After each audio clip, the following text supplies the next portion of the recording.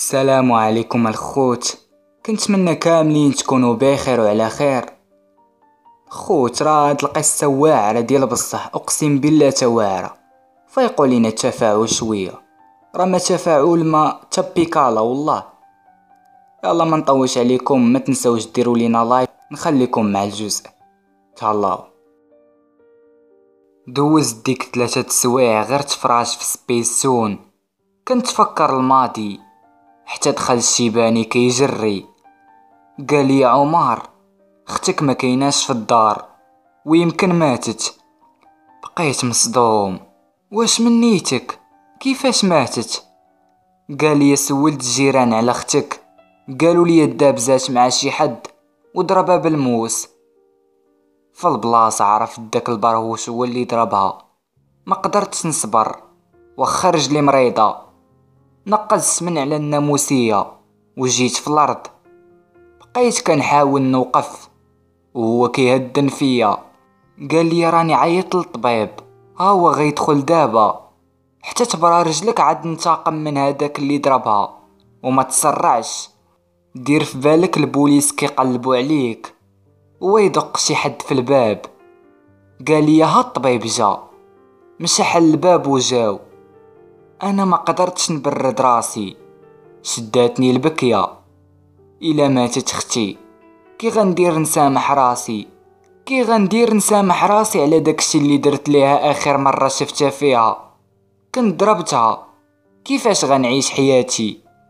الا ماتت غنتبعها، ما عندي ما بقى ندير في الدنيا، اصلا حياتي ضاعت.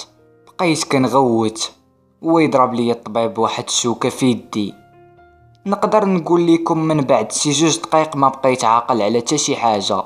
تفقت وعيطت على الشيباني. جا عندي وقال لي بلي الطبيب عطاني يومين ديال الراحه، عاد يمكن ليا نتحرك عادي. قلت لي بلي خاصني نتحرك نقلب على اختي، هو يقول لي انا غنمشي للخدمه ومن بعد غندوز نقلب على اختك في السبيطارات ونتاكد واش ماتت ولا ما وقع لها والو. قال لي عندك تحاول تخرج، هو يمشي وسد الباب. بقيت جالس في ديك البيت كنشوف حياتي كتضيع قدامي وانا ما قادر ندير والو. خاصني نلقى الحل. اختي هي اللي عندي، كان خاصني نحميها، هي اللي حاسه بيا. شداتني القنطه ديال بصح وانا نوقف على رجلي. بقيت محرك، خرجت قدام الباب، شديت تليفون في يدي وقلت مع راسي ارا نجرب نصوني عليها مره اخرى. شديت النمره وصونيت. نيري، هاد المره كيصوني. ها هو جاوب. قلت لها الو، لقيتها جداتي. قلت لها السلام، كي دايره؟ انا عمر، فين هي اختي؟ وهي تقول لي سميت السبيطار اللي هي فيه. ما عقلتش على راسي، تلقيت راسي شديت طاكسي وغادي عندها واخا رجلي مريضه. ما عقلتش، حطني قدام الطبيب، خلصت مول الطاكسي ودخلت للسبيطار. نسيت بلي البوليس كيقلبوا عليا. مشيت عند السكرتيره، قلت لها السميه وقالت لي شكون انت؟ قلت لها انا خوها. فاش قلت لها انا خوها دارت فيا واحد شوفه بحال الا اغتصبت لها بنتها وهي تنقز على التليفون. عقت بها باغا تصوني بالبوليس وانا نعطيها الجري. لقيت الشيباني جابوا لي الله بحال شي امانه قدام السبيطار. شاف فيا هارب وقلت ليه حل الطوموبيل. غير حلا وانا ندخل، ودخلت هو بالزربه وتحركنا. طريق كامله هو كيعاير فيا علاش خرجتي من الدار. انا بقيت غير ساكت كنجاوب لا اسمح لي ما نعاودش. وصلني للدار، دخلت هو يقول لي غتبقى في الدار وانا غنمشي نشوف شنو واقع ليها ونرد عليك. الا خرجتي هاد المره من الدار ما غنعاونكش. ويخرج. بقيت متكي ورجلي عاطياني الصداع ديال بصح. بقيت صابر واحد 15 دقيقه ويتفتح الباب. كان صداع ديال بصح هاد المره. ما فهمت شنو واقع حتى كيدخلوا عليا 2 بوليسيه قلبوني على كرسي، ضربني واحد الرجل اللي كتحرقني، بقيت كنغوت ويدير ليا المينوط. مازال ما متيقش غندوز حياتي في الحبس. المهم فهاد اللحظة حسيت براسي ضعت، فقدت الامل في عيشتي. تشوف شنو داز عليا في حياتي؟ يضرك خاطرك الساط. خرجوني طلعوني للطونوبيل، داوني للحبس، دخلوني عند الكوميسير. مع الدخل عطاني بتصرفيقة، قال لي انت هو داك اللي مهبلنا وهادي سيمانه وحنا كنقلبوا عليك، انت هو اللي كيضرب المدير وضربتي بنتي. ناري فو. هنا عرفت بلي لم بنت هاد الكوميسير، وعرفتو ما غير حمنيش. قلت لي بلاتي نعاود لك القصة. قال لي ما تعاود لي والو، عارف كل شي. قلت لي واخا على خاطرك. ويعيط ليهم وقال ليهم هزوا عليا ديوه فين يتربى، وقال لي انا مشغول دابا، هدرتي مازال ما سالاتش معاك، انا جاي لمك. داوني انا لداخل، حطوني مع جوج ديال الناس، شدوني في الهضره، بقينا مجمعين، كانوا ظريفين صراحه، دخلوا لي لقلبي.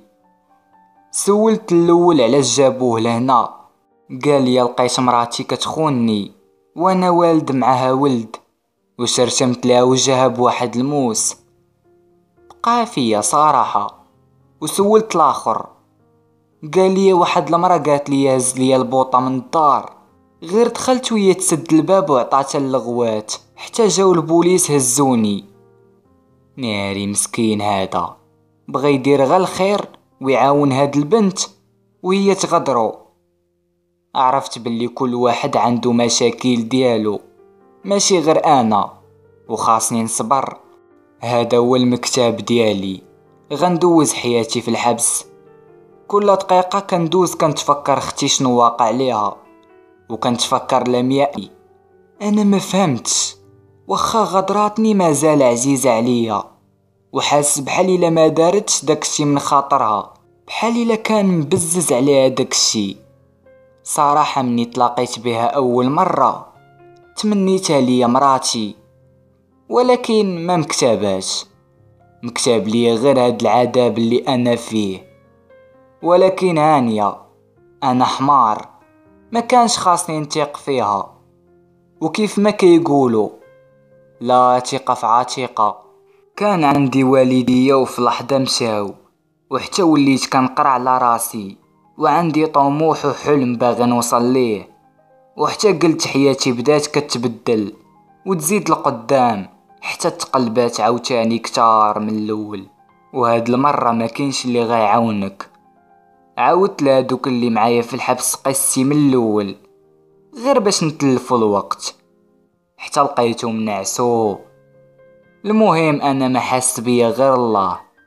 ويفتح الباب واحد البوليسي، قال لي عمر بن عبد الرحمن، وانا النوض تبعتو وداني تاني عند داك الكوميسير. قال لي علاش ضربتي المدير والاستاذ، وانا نعاود له قصه داك البرهوش وشنو داير لاختي وكيفاش كنت معصب.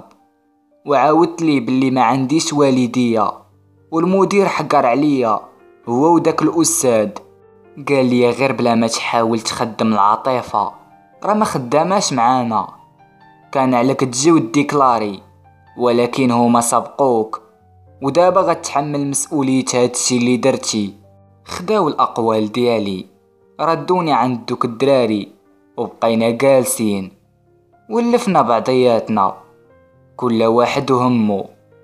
لحد الان مازال ما عندي شي اخبار، لا على اختي لا جداتي لا الشيباني اللي كنت معاه. كنتسنى بفارغ الصبر غير امتى نشوفو، نعرف شنو واقع لاختي. اما انا صافي ضعت، وقرايتي ضاعت.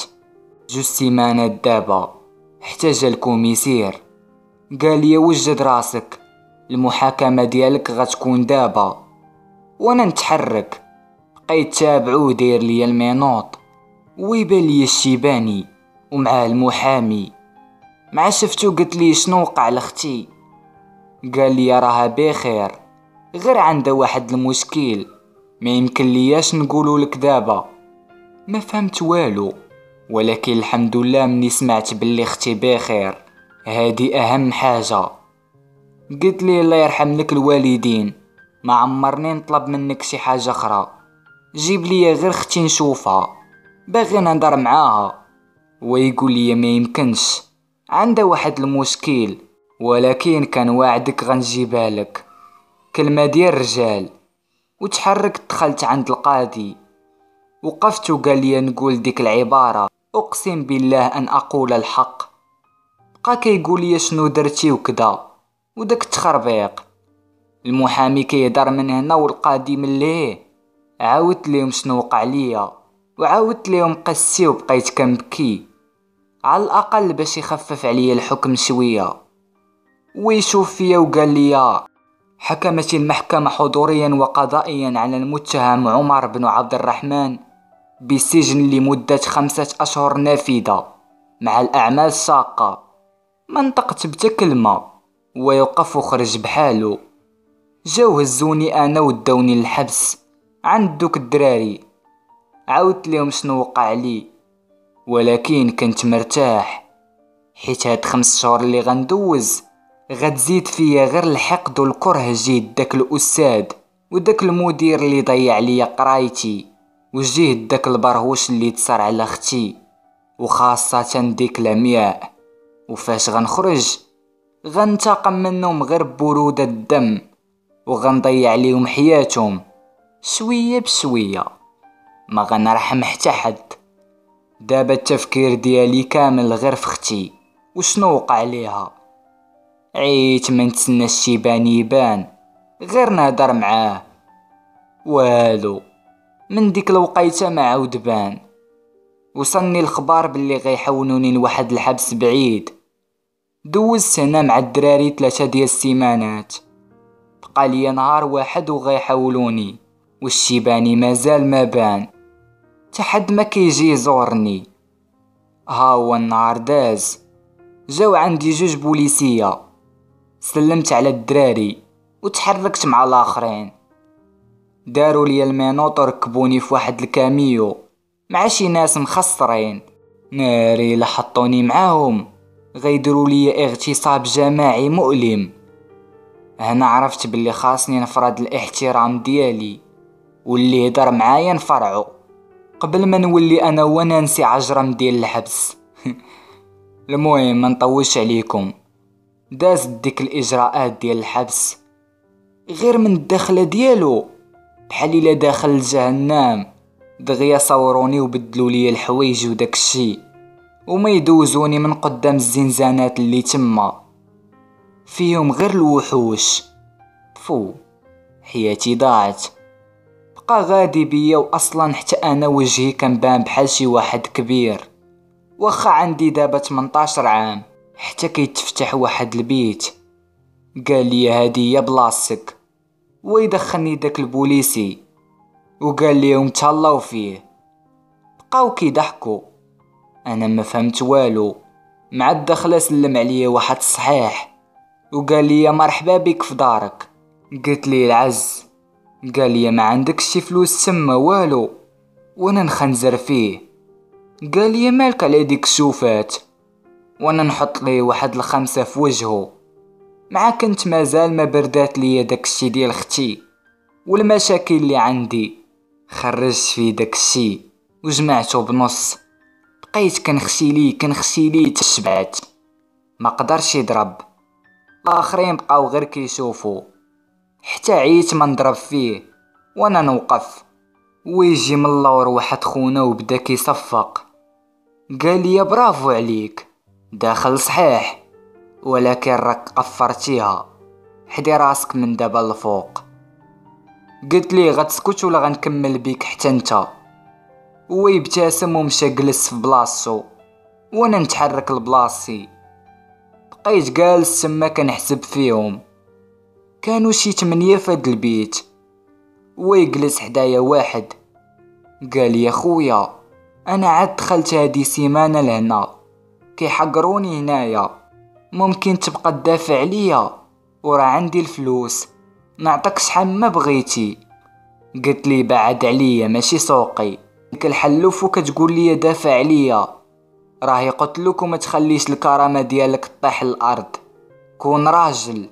ويقول لي انا سميتي معاد، كنت خدام في بنكة، كانت الفلوس اللي كتدخل حتى كنشوفها ونتاكد منها عاد كدوز.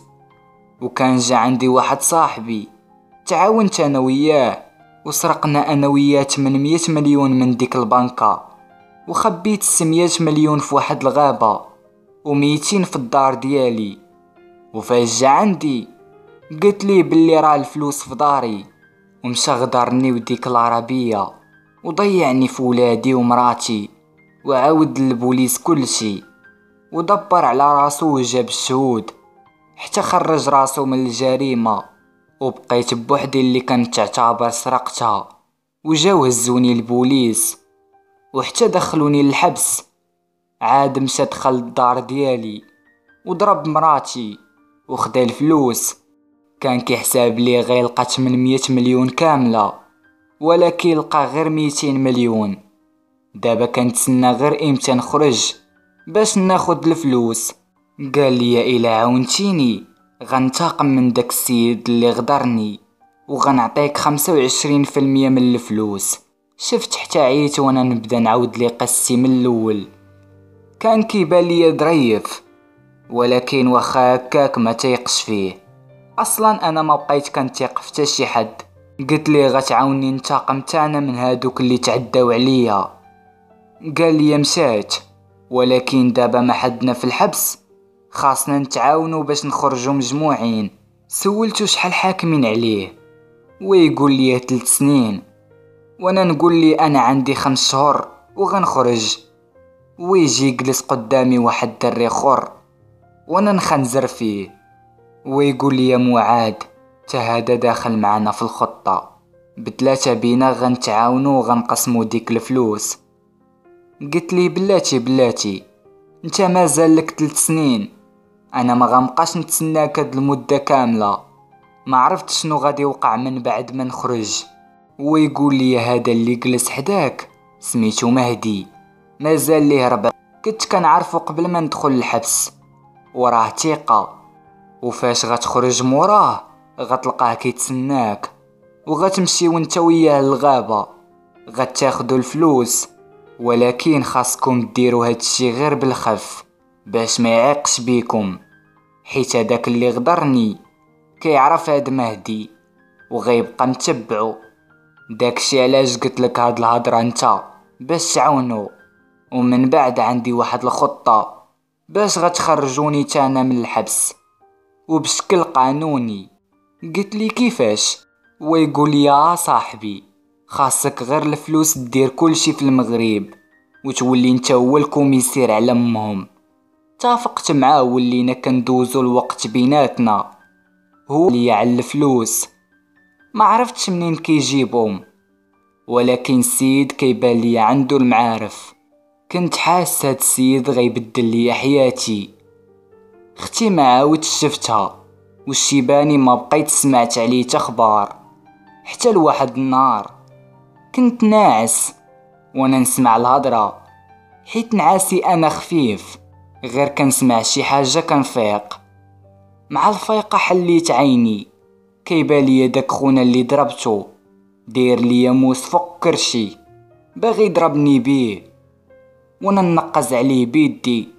شديت ليه الموس، هو باغي يخشي فيا الموس وانا كنهزو الفوق. مع كنت ناعس مهلوك، ما حسيت بيه حتى لقيت الموس مغروس في كرشي.